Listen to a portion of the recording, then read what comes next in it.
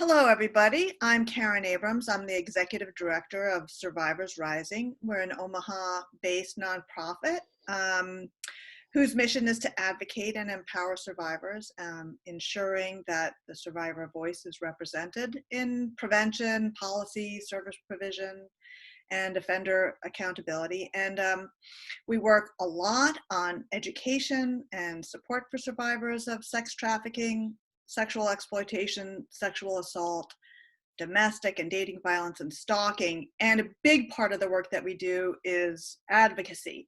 So today we're here to talk with Angie Lauritsen, who is the co-chair of our Policy and Legislative Committee. And she's going to recap some of the really interesting work she did over the last few months on LB 43. And with that, I'll hand it over to Awesome. Angie. Well, thank you so much for having me. Advocacy is a huge part of why I got involved with Survivors Rising back in 2016, and to share my voice and provide a voice for victims of violence that are not at a place where they can share their voice. So having someone there to advocate for them is very important. I was elected to the City Council of Gretna back in 2016. And so I have found that it's much easier for me to relate to other elected officials in the state of Nebraska while also being another elected official in the state, and be able to create those relationships so that when there is a bill that I'm asking for their help on, they will answer my phone call. We can meet up for coffee, and not everyone can, not to say that not everyone else can do this. It's just that I find it easier to make that happen. And so with that, my superpowers, what I kind of deem it, I'm using it for good. And so I work on legislation that impacts survivors of violence and domestic assault in the state of Nebraska by using my voice in order to do that. So tell me a little bit about how did LB, what's the title of LB 43 and how did it emerge? And how did you begin working on that? And what was that process like? So LB 43, the presenting senator is Senator Kate Bowles out of Lincoln. And through the Women's Fund, we were reached out to provide some information, some voices, some letter writing, some feedback on LB 43 to even get it to this point of, is the language right? Is this bill getting to where we need it to be? The title of this bill is the Sexual Assault Survivors Bill of Rights. Mm-hmm. And so the main intent is there's a lot of different issues, but the main one was to provide certain rights for victims of sexual assault related to physical examinations, interviews, or depositions arising out of the assault. And so back on February 22nd of 2019 is when it was before the Judiciary Committee for the hearing. And so there's a long list. It was a really hard day at the legislature that day for that hearing. A long list of heroes in my book that went to Lincoln, sat in those chambers and shared their stories of why this bill is so important for them to have passed. And through that time, after the hearing, before it even gets to the floor, we need for the committee to be able to vote for that bill to come out of that committee. After it gets voted out, then it will be sent to the floor for debate, for the first round of debate. And there was some opposition, which makes it a little bit harder to get a bill passed.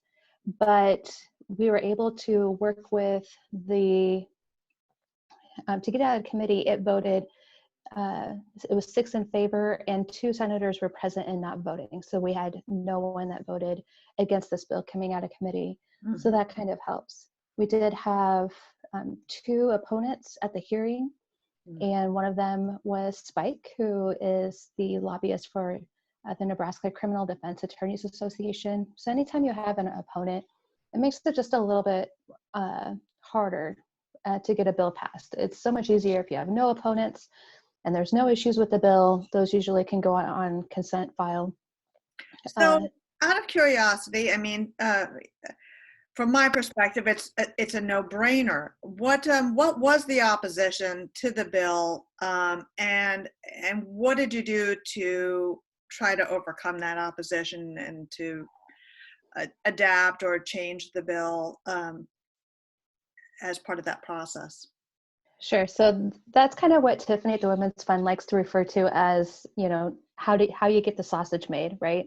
There's a lot of stuff that happens in the background in order to get that bill to a place where we can get it to the floor and for it to be a successful debate and get it past that first round of debate. So there's a lot of compromises that need to get made. And one of the biggest issues with it was, despite it being titled Survivor's Bill of Rights, having survivor put into state statute was something that the defense attorneys in the state of Nebraska had an issue with. The term survivor? The term survivor, yes. Currently, victim is in state statute, and so they can't do anything about that. So, but survivor is not in state statute. So this bill laid out a definition for what survivor is, because we know that survivor can be, especially last year with the flooding, the word survivor can be termed or adapted to many different situations.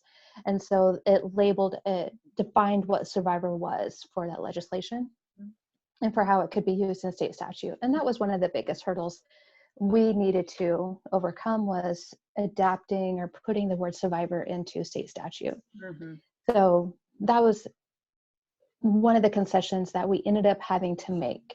When it did get to floor to debate, we had some opposition that was letting us know that they were not going to filibuster the bill, but they would take it into a lengthy debate.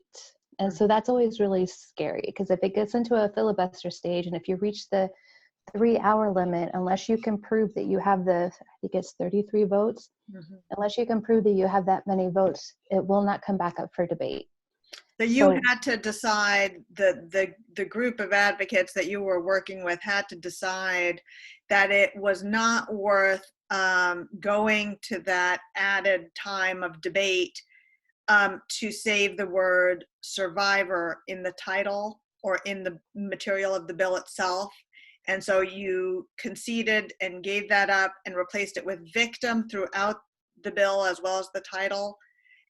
That was a major concession, I presume. And talk to me a little bit about, what does that feel like when you have to make these kinds of compromises that sort of feel like they're gutting the whole purpose of the bill? Well, you have to go into it knowing that what's the main reason for the bill? What are we really trying to get accomplished with this bill? And the biggest accomplishment that we are trying to get with this bill is the advocates, making sure that survivors had an advocate that they could have present, or they had the option to have an advocate that was present with them. Yes, we would like to keep it named the Survivors Bill of Rights, but we also know that having that advocate there was our main goal. And that was one of the things that we were not going to back off on. So there's a lot of trading and a lot of compromising. And I remember there's a long agenda. We were sitting out in the atrium part, and I remember sitting there with my laptop, and I remember typing out, like, what does it mean? What's the difference between survivor and victim? What does the terminology mean to me? Words matter. And throughout time, words change in statute. And so for me, I wrote out this big, lengthy, a document of saying why it's important for survivor to be listed instead of victim. And I wrote that out. It comes up to debate, and we have lobbyists for the opponents, and we have our lobbyists down there that are working with senators, and I'm pulling senators off and like talking to them about this, because they're now hearing that replacing that word is going to be a huge deal. How big of a deal is it for me? And it was, I was able to text some senators my language. So I was happy that I sat down. I had taken that time to write out the difference in the language and send it to those senators so that they know the importance of that. We also had senators that were raising other kind of issues from rural Nebraska of how can we get an advocate out to these locations. And so having our lobbyists there, having the people there that work in the trenches day in and day out for the different service providers throughout the state there to help answer those questions. I've built up relationships with the majority of the senators in Nebraska. And so I was able, when a senator would get up and he would start to speak in opposition, I was able to go put his name in, get him pulled off the floor and have a conversation with them and talk to them about, yes, it is feasible. Yes, we can get advocates out there. And this isn't impossible. We do have service providers that are across the state. So it's being able to have those conversations with the senators because the opponents are working just as hard as we are during those whole while the debate is happening on the floor. There's a lot of moving things in the background, and it's a very high intensity, stressful situation that you have to be prepared for, and you have to be built for that. Like, that needs to be your thing. You need to be able to know that you can deal with the high pressure, the high stakes. And how long did that, messages. Is that a one day? Was that one day, a half day, 2 days? What was that process like in terms of the actual time? We saw the agenda, so because it's a short session, we had 2 days notice because they were making a lengthier agenda. So we were like, it's probably not going to be on this Monday, but it probably will come up on the schedule. You can also forecast bills that are coming up ahead of it, which ones will receive a lot more debate than others. Some just kind of fly through, and so we'd all gone down there early for the day that we anticipated for it to come up. And I remember us like sitting through the whole morning session. It did not come up. And so we all went out to lunch together, and we kind of we knew the storm was coming. And then once we got back from lunch, I think we had like 3 bills ahead of us, and they went by super quick. And then all of a sudden LB 43 was up. So it was like, okay, we're on deck. We need to have our game together of all the information that we've worked for the last year and a half, working with the senator's staff, working with the senator so that she's armed with all of the information she needs to help with the debate. But also, you're trying to talk to all these senators that are on the floor while this is up for debate and asking for the support of the bill. It's a pretty stressful. And that debate, it sounds so intense. So I'm just trying to figure out in my mind, is it was it this 2-hour intensity with blah, blah, blah happening and back and forth and pulling senators off, or was it 4 hours? How long did it actually take once you were on the floor in the debate? I was concerned. I started asking questions of how much time we had left.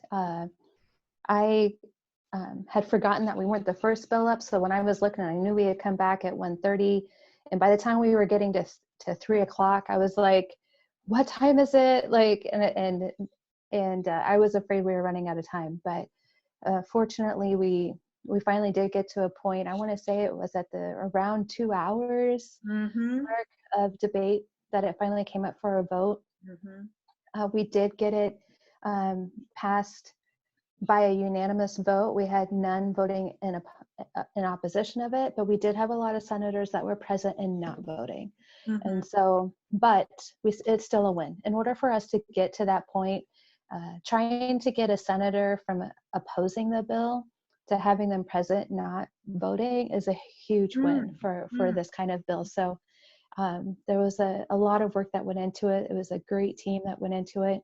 There's a lot of work that still needs to happen. There's going to be amendments that are put onto it now that the session, we don't know when the session will come back this year, but it is up for a second round debate on this bill.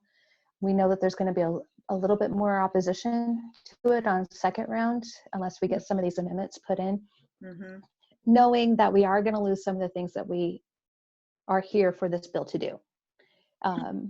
But we also know that the whole reason why the legislature is down there is so that they can do amendments to bills. If we don't have a friendly atmosphere of legislators this year, then maybe next year we'll have a group of senators that will be more willing to, if we lose survivor, we can always come back and amendment and change victim to survivor later on. So So what kinds of, what are you expecting in the next session in terms of amendments, and how are you going to prepare, and what can advocates do to support the process? the biggest piece that we need for survivors and for advocates for Survivors Rising is to reach out to your senators. And it doesn't necessarily need to be your senator where you live. Mm-hmm. That's obviously the first one that you start with. But all of the senators in the state of Nebraska are your senators. So feel free to reach out to all of them.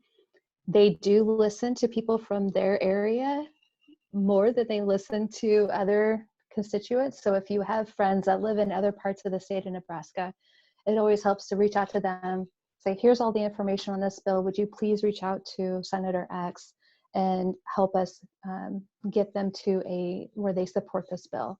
That's always the best route, but it's reaching out and talking to those senators.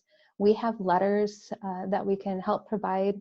And a lot of times, what was I hearing? Senator Pansy Brooks said a postcard is one of the best ways to get a hold of her, because they get so many emails right now that sending a letter or sending a postcard, they see that and it shows up in a pile on their desk, and they're able to go through those, where the amount of emails they said they get is so numerous that they have a hard time keeping up with all of those. But a postcard goes a long way. So it's we're back to postcard writing. I think that's one of the That's okay. We're up to the task. So, yeah. so whenever the session comes back into session, whenever the unicameral comes back into session, Survivors Rising through your committee will be informing our supporters about the kinds of amendments that are being proposed, and what we're recommending, and how to do outreach and that sort of thing, I presume. Yeah, so one of the easiest ways that you can learn about LB 43 is that if you go out and you visit the Nebraska Legislature.gov website. So it's just Nebraska Legislature.gov. And on that home screen, you'll be able to put in, there's a search box up on the right-hand corner where it says LB number. If you stick in 43, go to LB 43's page, and you'll be able to see all the actions on this bill. But one of the biggest things, and where all of the other senators go, is underneath additional information. There's statement of intent, which is always like that, like paragraph of what this bill, what it's trying to do. Committee statement. I'm going to cover these. One other important one is a fiscal note. When it comes to bills being pushed through to the legislature, typically because of the way that Nebraska is right now, they don't typically put through any bills that have a fiscal note. So sometimes if a bill has a fiscal note, it's automatically dead. This one, I think they've worked with on the fiscal note and with the accounting office to make sure that I think they got that worked out. But if you click on the committee statement, that's the committee statement, is where all of the other senators in the room, this is the one document that they go to look at. It shows how each of the senators voted that are on that committee. It shows all of the people that provided testimony for that bill, and it provides all the summary for all of the amendments for this bill, and be able to see where that's at. And so that's and so you can do that for any of the bills. And so that's kind of where I would tell people to go. But obviously, we will keep everybody informed on the Facebook page when we come back in. And this is also the page where you can kind of see when things get scheduled for, if they're coming back to the floor or not. So postcards, checking out the actual legislation as it's changing on the unicameral's website, and checking our Facebook page for updates from you and your co-chair. And great. Well, it sounds exciting and frustrating and everything all at once. No, it's good. It's like Tiffany says, no one really wants to know how the sausage is made, but it's a good process to learn about, to get to know because that legislation impacts us on the daily level, on the processes and procedures of victim advocate employees, workers on the county level and on the city level, down to law enforcement, of how these cases are worked. So it all matters. And that's why we have to continue advocating for survivors to make sure that they are looked out for and make sure that they are taken care of. Mhm. So, but we need help. We need for survivors to come forward. If survivors have a story of a process or a procedure that they ran into during their reporting, we need to know what that is, because if there's problems in the system, that's what our group goes to fix. We take ideas to senators. Just because they're not in session right now doesn't mean that they're not working on bills for this next session, for next year. They're actively working on bills. And so we need those ideas. We need to know what the hurdles are. We need to know what's stopping victims from coming forward and reporting their abuse. We need to know, is there something that we can do in legislative processes in order to make that process easier? How can we support survivors better? Senators are always looking for ideas, so we need those ideas to come in. So any survivors with stories can contact you through our email address, which is survivorsrisinginfo@gmail.com. Survivors Rising info is all one word. And then we can pass that information along and get folks, get their stories out there so that they can have an impact on the changing face of this legislation as it's being amended. mm-hmm. Great. Thank you so much, Angie. Very interesting. Thanks for your hard work on LB 43. Thank you. Thank you for having me. Have a great day. Bye.